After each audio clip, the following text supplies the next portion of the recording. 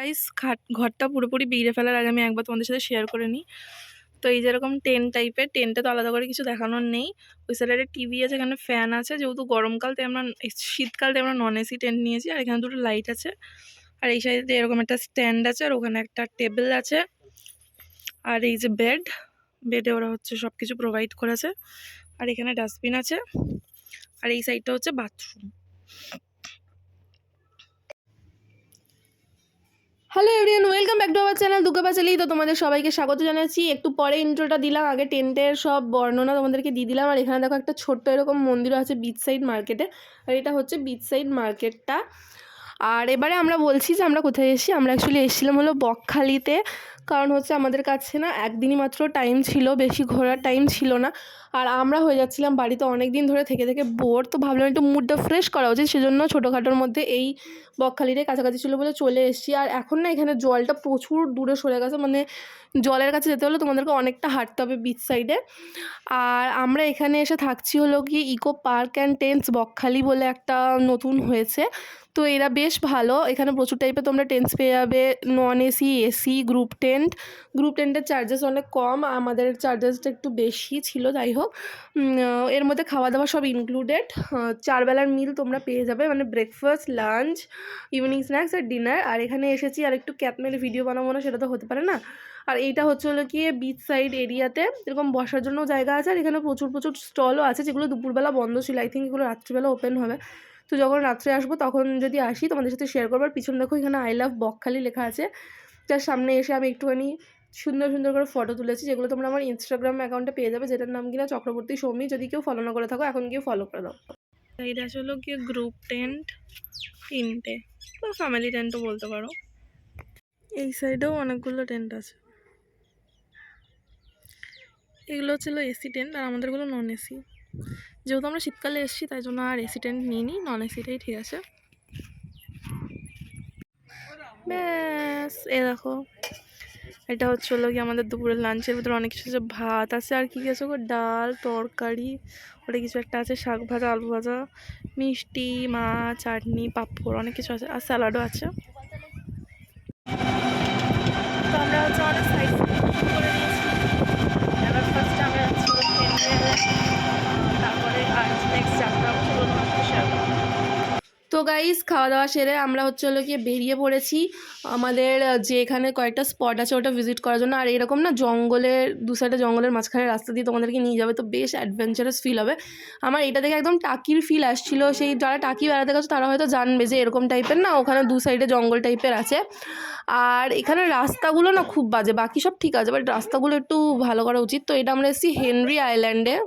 আর এটা হচ্ছে হেনরি আইল্যান্ডের জন্য তোমাদের টিকিট কাটতে হবে, মানে তোমরা যতজন থাকবে ততজনের। আর টোটো দাদার জন্যও একটা টিকিট কাটতে হবে, কারণ তোমরা টোটোটা করেই ভেতরে যাবে, ওই রাস্তা অনেক বড়, অতটা হেঁটে যাওয়া যায় না বিচ সাইড অবধি, সেজন্য। আর দেখো এখানে তোমাদের থাকার ব্যবস্থাও আছে, তোমরা চাইলে এখানে বুকিং করেও থাকতে পারো। আর এখানে পুরো মাছের পরপর ভেরি আছে, প্রচুর টাইপের মাছের এখানে হচ্ছে চাষ হয়। আর এটার বিচটা না জাস্ট দুর্দান্ত, মানে চোখ জুড়িয়ে যাওয়ার মতো, আমার তো অসাম লেগেছে। আর এখানে কয়েকটা জায়গা মানে ভিজিট করতে তোমাদের টিকিট লাগবে, আর কয়েকটা ফ্রি ভিজিটেই তোমরা করতে পারবে, মানে টিকিট লাগে না। তো দাদাটা আমাদেরকে মোটামুটি বলছিল যে কি কি আছে না আছে। আর এখানে যে তোমরা 4-5টা স্পট ঘোরাবে তার জন্য 400-500 টাকা করে চাই, ঠিক আছে। বাট অত টাকা একদমই দেবে না, তোমরা বার্গেনিং করবে তাহলে একটু কম হয়ে যাবে। মোটামুটি আমরা বার্গেনিং করে 270 টাকা মতো নিয়েছিল আমাদের 4টে স্পট ভিজিট করাতে এই টাইম।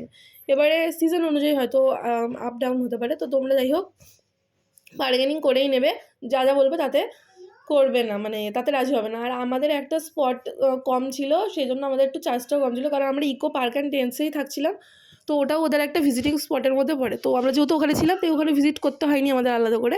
তো তোমরা একটা ভিজিট করবে তাদের ওই স্পটটাও মানে ওই পুরো ট্রিপটার মধ্যে অ্যাড হবে, তো সেজন্য একটু চার্জেস বেশি চাইতে পারে, বাট তাও বার্গেনিং করবে, ঠিক আছে।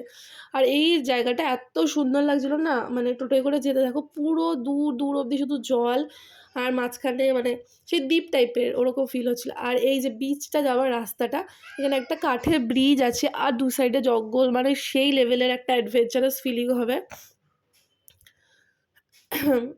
তো ফাইনালি আমরা বিচে পৌঁছে গেছি, আর এই বিচটা না অপরূপ সুন্দর লেগেছে। আমার জানি না কেন, সানসেটের টাইম ছিল বলে বা কি আমি জানি না, কিন্তু আমার না খুব ভালো লেগেছে।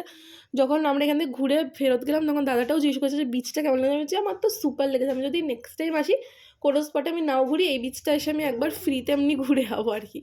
ফ্রিতে মানে কি তোমার পুরো ট্রিপের জন্য বুকিং না করে, বাট শুধু হেনরি আইল্যান্ডের জন্য বুকিং করে ঘুরে যাবো। আর এই বিচটা সৌন্দর্য দেখে তো আদি আমাকে নিজেই বলছে কী গো তুমি একটা ভিডিও করবে না? তো আমি ভাবলাম যখন প্রস্তাব সামনের থেকে এসে তখন কি মানা করা উচিত বলো, তাই আমি নিজেই বললাম হ্যাঁ হ্যাঁ একটা ভিডিও বানিয়ে দাও। আর ভিডিও বানিয়ে দিয়েছিলো, সত্যি কথা বলবো, মিথ্যা কথা কেন বলবো। আর এই বিচটাতে কিন্তু খুব একটা জল আছে সেরকম ব্যাপার নয়, বাট এই সাদা বালিটা দূর থেকে দেখতে এত সুন্দর লাগছে না গাইজ, মানে কি বলবো, মানে তোমাদের ভালো লাগতে বাধ্য। যারা এসেছিলো সবাই আলোচনা করছিল নিজেদের মধ্যে যে খুব সুন্দর বিচটা, দারুণ লেগেছে। তো যাই হোক, এখানে হলো কয়েকটা ভালো ভালো ভিডিও ফটোস করে আমরা লাস্টে বেরিয়ে গেছি। এরপর আমরা নেক্সট যে ডেস্টিনেশন সেটার উদ্দেশ্যে যাচ্ছি, সেটার নাম হচ্ছে বেনফিশ বিচ। এখানে মাছের আরও টাইপের আছে, মানে প্রচুর মাছ ধরে শুকানো হয়। আর ট্রলারও ছিল এখানে। আর এখান থেকে একটা কি বলে, একটা ওই ছোটো মতো নৌকা, বড় নৌকা ছাড়ে। ওই সামনে একটা জম্মু দ্বীপ বলে জায়গা আছে, ওই দ্বীপটায় ঘোরাতে নিয়ে যায়। 1 ঘন্টা 1.5 ঘন্টা মতো সময় লাগে বললো। তো আমরা আর যাইনি, কারণ অলরেডি বিকেল হয়ে গেছিলো। ওর পরে গেলে আর আমরা টাইমের মধ্যে ফিরতে পারতাম না। তো সেই জন্য আমরা যাইনি, কয়টা ফটো ভিডিওস করে দেখে ঠেকে চলে এসেছি। বাট জায়গাটা বেশ সুন্দর লাগছিলো, আর সূর্যটা এত সুন্দর লাগছিলো না, চারদিকে জঙ্গল, মাঝখানে জল, মানে একটা আলাদাই অ্যাডভেঞ্চারাস ফিলিং। তো এইটা হলো গিয়ে কার্গিল বিচ। এই বিচটাতে সবচেয়ে ভালো সানসেট দেখা যায়, আর সানসেট ক্যাপচারও করা যায়। বাট আমাদের যেতে যেতে সূর্যটা অনেকটাই ডুবে গেছিলো, মানে জাস্ট একটুখানি একদম লাইনে ছিল। তো যেইটুকুনি পসিবল হয়েছে ওইটুকুনি শ্যুট করেছি, তোমাদের সাথে শেয়ার করলাম। তোমরা চাইলেও কিন্তু বকখালিতে একদিনের ট্রিপে ঘুরে আসতে পারো। শিয়ালদা থেকে নামখানা 7টা 15 লোকাল ছাড়ে, তারপর 10টা 15 দিকে লোকাল ছাড়ে। যে কোনো ট্রেন ধরে তোমরা ঘুরে আসতে পারো। তোমরা চাইলে এরকম টেন্টেও থাকতে পারো, আর নাহলে প্রচুর হোটেল পেয়ে যাবে তোমরা বিচ সাইডে। সেই সব হোটেলের সাথেও মানে কন্ট্যাক্ট করে নিতে পারো গিয়ে। ওখানে এত হোটেল আছে যে তোমরা সিজনে যাও বা নন সিজনে সবসময় পেয়ে যাবে, কোনো প্রবলেম হবে না। আর হোটেলে গেলে তোমাদের আলাদা ভাড়া আর আলাদা খাওয়া করতে হবে। আর এরকম প্যাকেজে গেলে তো খাওয়া দাওয়া থাকা সবই পেয়ে যাবে মোটামুটি। তো যেমন তোমাদের সুবিধা সেরকম করতে পারো। আর এটা লাস্ট হলো গিয়ে আমাদের হলো গিয়ে ফ্রেজার সাহেবের বাড়ি, এটা ভিজিট করতে গেছিলাম, যেটা এখন ভেঙে টেঙে এরকম ভুতুড়ে হানাবাড়ি টাইপের হয়ে গেছে। আর এটা ফ্রেজার সাহেব, একজন পেন্টিং করেছে ওনার। তো যাই হোক, এখানে প্রচুর মাছ শুকানো ছিল, তো প্রচুর গন্ধ বেরোচ্ছিলো। ফ্রেজারগঞ্জে মাছের গন্ধ তোমরা ভরে ভরে পাবে। তো তারপরে আমরা চলে গেলাম একটুখানি চা খেতে। আর এখান থেকে কিনে নিয়েছিলাম একটু গুড়, বিকজ এখানে গুড় খুব ভালো হয় টেস্টে। আর চাটাও বেশ ভালো ছিল খেতে মোটামুটি। তারপরে আমরা গেলাম একটু বিচ সাইডে, রাত্রের বিচের ভিউটা একটু দেখলাম। এই যে দোকানগুলো তখন বন্ধ ছিল, খুলে গেছে। তো এখান থেকে ফুচকাও খেয়েছিলাম আমরা একটু। আর এখানে চেয়ারও ছিল বসার জন্য, যেমন সকালে চেয়ার ছিল, রাত্রেও চেয়ার ছিল। বাট তোমাদের এখানে ফ্রিতে বসতে হবে না, চার্জ দিতে হবে, ঠিক আছে? তো চাইলে বসতে পারো, না চাইলে নাও বসতে পারো, ঘুরে টুরে চলে আসবে। আর রাতের সৌন্দর্যটা তো অবভিয়াসলি আলাদা হয় দিনের তুলনায়, বিকজ প্রচুর লাইটিং থাকে। তো সেজন্য সেইটাও শেয়ার করলাম। আর তোমরা যদি বকখালিতে যাও তাহলে কিন্তু ইকো পার্ক অ্যান্ড টেন্সে থাকতে পারো, মোটামুটি তোমাদের ভালোই লাগবে। আর এবার আমরা চলে এসেছি আমাদের ইকো পার্ক অ্যান্ড টেন্সের বাইরে। তো রাত্রের ভিউটা এখানে কেমন লাগছে সেটা দেখাবো, কারণ এখন পুরো টেন্টটা সেজে উঠেছে লাইট দিয়ে। আর লাইটে একদম টেন্টটাকে পুরো মায়াবী রকমের লাগছিলো, অপরূপ সুন্দর লাগছিলো। এই গ্রিন লাইটগুলোর জন্য এত শোভা বেড়ে গেছিলো না টেন্টসটার, মানে কি বলবো, আমার মানে নাক বন্ধ হয়ে গেছে বলে আমি এখন ফিলটা ঠিক এক্সপ্রেস করতে পারছি না, বাট দুর্দান্ত রকমের সুন্দর লাগছিল।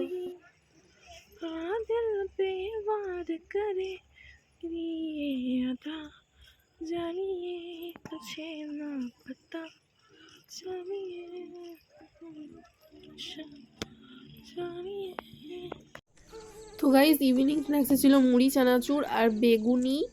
তো এটা এখন আমরা এনজয় করছি খুব ভালোভাবে। গাইজ আমাদের রাতের খাবার দিয়ে চলে গেছে। আমি নিয়েছি কি বলে রুটি, আর আদি নিয়েছে ভাত। ওর এক্সট্রা ভাতটা আমার থালাতেই দিয়ে চলে গেছে, আর কি বলবো। যাই হোক, তো চলো ফটাফট কী কী আছে বলে দিচ্ছি। চিকেন আছে, ডাল আছে, তরকারি আছে, মিষ্টি আছে, আলু ভাজা ফালু ভাজা ওকে দিয়েছে, আর আমাকে তো দেয়নি যেহেতু আমি রুটি নিয়েছি। চলো ফটাফট শুরু করে দিই। তো রাত্রিবেলা ডিনার শুনে আমরা বিন্দাস ঘুমিয়ে পড়েছিলাম। দিয়ে সকালবেলা আমরা এবার যাচ্ছি ইকো পার্ক অ্যান্ড টেন্স, যেটাতে সবাই ভিজিট করতে আসে। আমরা থাকছি, সেটা একটু ভিজিট করবো না, সেটা তো হতে পারে না। তো আমরা কি সেটাই ভিজিট করার জন্য যাব। এখন পার্কটার সাইডে কী কী আছে, আর এদের একটা পার্সোনাল বিচও আছে পার্কটার পাশে, সেটাও আমরা এক্সপ্লোর করব। আর এখানে শুধু টেন্টের একটাই প্রবলেম, যেহেতু এটা টেন্ট ফাঁকা টাইপের, মানে রুমের মতো নয়। তো সেজন্য আশেপাশের লোক কোনো জোরে কথা বললে, বা তোমরাও যদি জোরে কথা বলো, তাহলে আশেপাশের লোক শুনতে পাবে, এইটাই একটু প্রবলেম। আদারওয়াইজ কোনো প্রবলেম নেই। আর এই দোলনাটাতেও আমি চড়ে ভিডিও বানিয়েছি, আমার বেশ ভালো লেগেছে এই দোলনাটার। এখানে বেশ ভালো রোদ পাওয়ানো যায়। আর এখানে এরকম একটা ছোটো মতো পুকুর আছে, এখানে ওরা হয়তো মাছ চাষ করে, মেবি আই ডোন্ট নো। তো যাই হোক, এবারে এই যে এখানে দেখো প্রচুর জঙ্গল টাইপসের আছে, আর এর মধ্যে দোলনা টোলনাও আছে। তারপরে এরকম বিভিন্ন বাচ্চাদের খেলার জন্য জিনিসপত্র আছে, স্লিপ আছে, আর বড়দের জন্যও দোলনা আছে। সমুদ্রের ধারে 6টা মতো দোলনা, মানে তোমরা যদি চাও যে সমুদ্রের পুরো কাছে যাবে না, বাট সমুদ্রের ভিউটা এনজয় করবে, তো তোমরা এই যে এই দোলনাগুলো দেখো এখানে টাঙানো রয়েছে, এটায় বসে বসে কিন্তু দারুণ সামনের ভিউটা এনজয় করতে পারবে। আর এখানের একটা আমার ছোটো মতো দরজা আছে, সেই দরজাটা দিয়ে বেরিয়ে তোমরা বিচ সাইডেও যেতে পারবে ভিজিট করতে। তো এই বিচটাও কিন্তু খুবই সুন্দর, বাট একটু নোংরা, মানে এইটা ওইটা পড়েছিল আর কি। যাই হোক, তো আমার তো খুব ভালো লেগেছে। আমি এখানে যখন ঘুরছিলাম তখন আমি অনেকগুলো শামুক টামুকও কুড়িয়ে পেয়েছিলাম, শামুক তো না, ঝিনুক, সরি আমি বারবার ভুল বলে দিই, ঝিনুক টিনুকও কুড়িয়ে পেয়েছিলাম। আর এই যে এই ঝিনুকটা হচ্ছে আদি ধুতে নিয়ে গেছে, কারণ একটু জলটা দূরে, আমি যেতে চাইছিলাম না, আমি বললাম ঠান্ডা লেগে যাবে, অলরেডি আমার ঠান্ডা লেগে গেছিলো। তো এখানে মোটামুটি ঘুরে টুরে আবার ব্রেকফাস্ট করলাম, সেমই আমরা করেছিলাম ডিম টোস্ট। তারপরে আমরা বেরিয়ে গেছিলাম বাড়ির উদ্দেশ্যে, কারণ এবারে বাড়ি ফেরার টাইম হয়ে গেছে, বাড়ি ফিরে আবার ব্যাক টু লাইফে যেতে হবে। আর এই বিচটাও কিন্তু বেশ সুন্দর লাগছিলো। তো চলো, বকখালির ব্লগটা আপাতত এখানেই শেষ করলাম, তোমাদের কেমন লাগলো জানিও কমেন্টসে।